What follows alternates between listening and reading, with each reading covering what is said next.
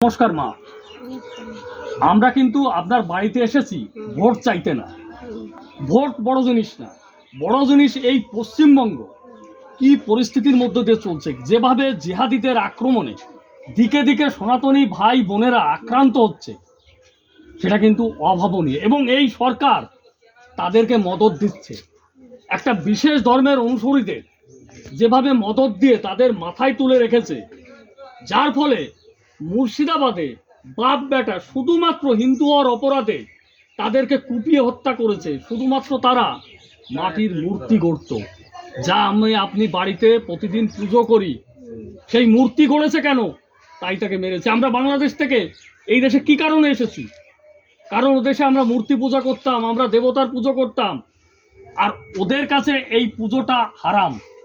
ওরা আমাদের বলে কাফের। এই বিশেষ ধর্মের অনুসারীরা আমাদেরকে ঘৃণা করে, আমাদের পর অত্যাচার করেছে, আমাদের বাড়ি ঘরে আগুন ধরিয়ে দিয়েছে, আমাদেরকে তাড়িয়ে দিয়েছে, তাই আমরা এই দেশে এসেছি।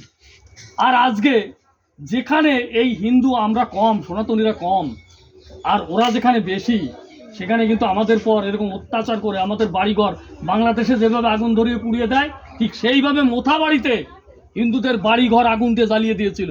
আমরা প্রাণের ভয়ে নদী পার হয়ে প্রাইমারি স্কুলের তলে তাঁবু খাটিয়ে আমরা ছিলাম। আর এই রাজ্যের পুলিশ প্রশাসন নীরব দর্শকের ভূমিকা পালন করেছিল, কারণ এই রাজ্যের প্রশাসন ওদেরকে মদত দিয়ে রেখেছে, ওদেরকে মাথায় তুলে রেখেছে। আর দিনকে দিন এই পশ্চিমবঙ্গ সুরক্ষা নেই, এখানে জঙ্গি কার্যক্রম বাড়ছে। এই যে পেহেলগাঁয়ে শুধুমাত্র হিন্দু হওয়ার অপরাধে ওদেরকে উলঙ্গ করে বেছে বেছে পেহেলগাঁও, কাশ্মীরের পেহেলগাঁয়ে হত্যা করেছিল। তাহলে কাকে ভোট দিলে এই রাজ্যে আমরা হিন্দুরা সুরক্ষিত হব, আমরা পুজো দিতে পারবো, জয় হরি বল, আমাদের সব কিছু আমরা পাবো, আমাদের অধিকার ফিরে পাবো, আমরা মাথা উঁচু করে থাকতে পারবো, আমরা নির্ভয়ে চলতে পারবো?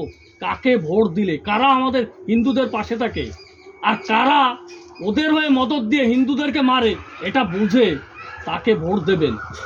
কোন সরকার এলে এই পশ্চিমবঙ্গে আমরা সুরক্ষিত থাকবো, ঠিক তাকে ভোট দেবেন। নমস্কার, আপনি আমার প্রণাম নেবেন।